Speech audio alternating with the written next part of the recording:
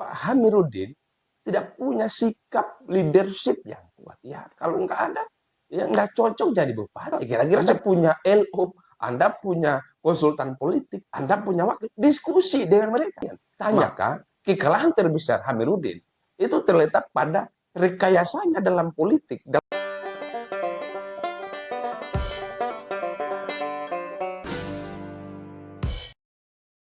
Oke, baik, bismillah, assalamualaikum warahmatullahi wabarakatuh. Berjumpa kembali bersama Henry Majid. Ya, pada konten kita kali ini, ya, saya akan menyampaikan terkait dengan penemuan kami di lapangan terkait dengan fakta-fakta personal branding yang dilakukan oleh salah satu kandidat calon bupati kabupaten. Di mana dalam hal ini, ya, tanpa malu-malu kita sebut saja namanya paslon dari nomor 01 Haji Amiruddin dan Muhammad Ali.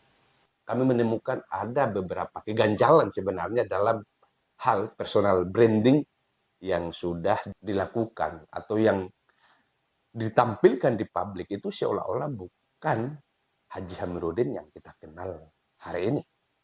Bahwa dengan segala glamor yang dulu dilakukan atau yang menjadi ciri kehidupan dari Pak Amiruddin, sekarang malah dikemas dengan seolah-olah turun di pasar, seolah-olah merakyat, seolah-olah ingin mengimbangi peran yang dilakukan dulu oleh Aliana. Padahal secara politis, itu harus disadari bahwa memang peran seperti itu sudah ada, atau peran seperti itu sudah ada contoh sebelumnya. Misalkan pada kasus presiden, kasus Pilpres kemarin, ya Ganjar, ya Anies, ya Prabowo tidak mungkin melakukan satu personal branding yang sama karena mereka ingin meskipun juga politis pada akhirnya, tetapi mereka menjaga kebosanan publik.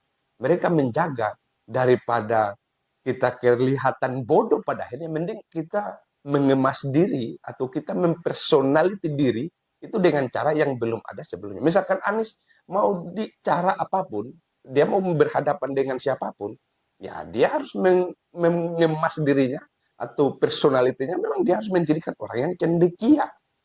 Maka tidak mungkin juga diciplak oleh Ganjar Pranowo misalkan yang wong deso, yang seolah-olah dia orang desa. Sama juga dengan Prabowo, tidak mungkin dia seolah-olah kelihatan cendekia, tidak mungkin juga seolah-olah kelihatan wong deso. Ya, pada akhirnya dia menampilkan hal yang berbeda daripada kedua pasangan tadi. Saya ingin menyampaikan hal seperti itu. Oleh karena saya ingin melihat supaya ada permainan politik yang berimbang. Ya, masa dengan gaya yang sama, padahal kan rakyat yang memilih. Itu bertanya-tanya, kok tiba-tiba semuanya ini dermawan, tiba-tiba semuanya ini merakyat. Pada akhirnya ini memang adalah salah satu bentuk pengelabuan masyarakat terhadap pasangan calon ini. Karena dua-duanya mengambil peran yang sama-sama protagonis ya. Coba ada yang antagonis kah? Supaya rakyat itu dia melihat dengan terang. Padahal kan meskipun itu kita tahu bahwa itu politik. Ya nggak apa-apa. Tetapi politik juga ya. Ya paling tidak ada ide dalam mengemas satu personal branding. Seolah-olah natural. Seolah-olah sama. Kan ini plot twist barang ini. Ini tiba-tiba saja. Jadi pada akhirnya apa yang menjadi tontonan masyarakat secara umum, apa yang dipertontonkan oleh mereka paslon ini, terlihat seolah-olah tidak natural. Mereka bukan sebagai orang yang dulu kita kenal. Kok tiba-tiba Haji Amiruddin misalkan tiba-tiba turun masuk pasar? Kan padahal sebelumnya kan tidak mungkin kita akan menemukan Pak Amiruddin itu turun di pasar. Ada pembantunya, ada orang yang disuruh untuk pergi ke pasar. Loh, tiba-tiba sekarang masuk pasar. Kan ini pada akhirnya tidak natural. Bisa masuk pasar dalam kapasitas dia, ya jangan mencalonkan diri sebagai calon bupati. Tapi apakah itu salah? Tidak. Hanya pada akhirnya politik ini menjadi tidak berimbang permainan. Permainan kok menciplak-ciplak. Artinya kita tidak mempunyai pemahaman. Kita masuk politik tidak didasari karena kita punya ide. Kalau tidak punya ide artinya kan ini kebodohan masuk dalam politik. Cenderung kita tergiring pada salah satu nuansa permainan orang, atau kita cenderung tergiring pada peran yang dilakoni oleh orang lain, dan kita ikut itu. Ini kan plot twist. Dan satu hal yang saya ingin sampaikan kepada kita semua, sebenarnya penantang itu apa sih tugasnya? Bahwa kalau yang kami amati, sebenarnya petahana tidak kuat, hanya penantang yang terlalu lemah. Ya, Anda bisa kaji secara, ya Anda bisa dudukkan diskusi-diskusi seperti ini dimanapun. Hanya itu yang menjadi amatan semua orang kira-kira. Bahwa penantang kok kerjanya klarifikasi. Apakah APBD itu adalah jurang dosa yang pernah dulu Anda adakan di DPR? Selama Anda menjadi ketua DPR, selama Anda menjadi anggota DPR, apakah APBD perubahan itu adalah satu-satunya perbuatan Anda yang Anda anggap sebagai dosa besar? Pada akhirnya setiap Anda kampanye, setiap Anda diskusi dengan orang, Anda mengklarifikasi APBDP. Apakah perbuatan dosa Anda terhadap APBDP itu terlalu besar? Sehingga di mana-mana Anda mengklarifikasi setiap persoalan. Bahwa karena alasan ini kami menolak DPR. Itu Anda artinya mengakui bahwa Anda salah di situ. Artinya Anda ingin terlihat seolah-olah malaikat yang tidak punya kesalahan apa-apa selama menjabat DPR.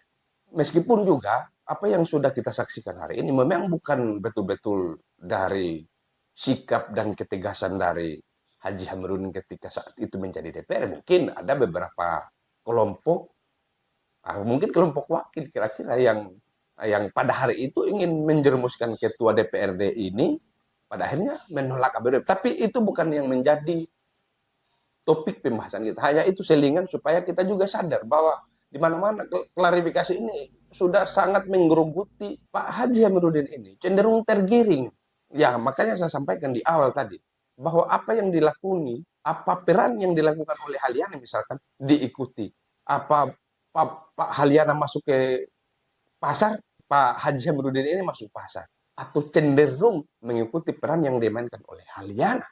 Ini nanti ya soal pilihan itu atau pilihan Anda, apakah Anda memilih Haji Amiruddin atau Haliana. Tetapi yang ingin kami sampaikan adalah bahwa seolah-olah Pak Amiruddin itu tidak punya ketegasan, tidak punya sikap leadership yang kuat. Ya, kalau nggak ada, ya nggak cocok jadi bupati. Kira-kira seperti itu bahasanya. Sebelum terlambat, ingin kami sampaikan bahwa ayolah bikin menarik pilkada ini. Kalau tidak menarik, kan pada akhirnya kita tidak juga ngapa-ngapain. Ya, tidak ada lain. Bikin menarik politik ini dengan cara-cara yang berdasarkan, bukan karena kebodohan gitu. Bukan karena Anda tidak mempunyai ilmu atau tidak punya ide di atas itu. Tapi kan Anda punya LO, Anda punya konsultan politik, Anda punya waktu diskusi dengan mereka. Tanya apa yang harus kita lakukan tanpa harus berperan seolah-olah sebagai Haliana. Atau tanpa harus berperan seolah-olah sebagai ya orang yang di atas telunjuk orang. Ya, ini yang menjadi lucu kira-kira, yang menjadi konten kami pada hari ini, berdasarkan yang kami amati, bahwa selain daripada politik yang dilakukan atau kecenderungan daripada Amiruddin ini cenderung tidak memiliki peran apa-apa terhadap politik yang ada di Kabupaten Nagoto, ya peran dalam arti berperan tidak menentukan apakah dia ini sebagai penantang yang antagonis atau sebagai penantang yang protagonis. Tidak ada sikap ketegasan itu. Jadi sehingga pada akhirnya ragu. Misalkan tiba-tiba kita melihat Amiruddin masuk pasar.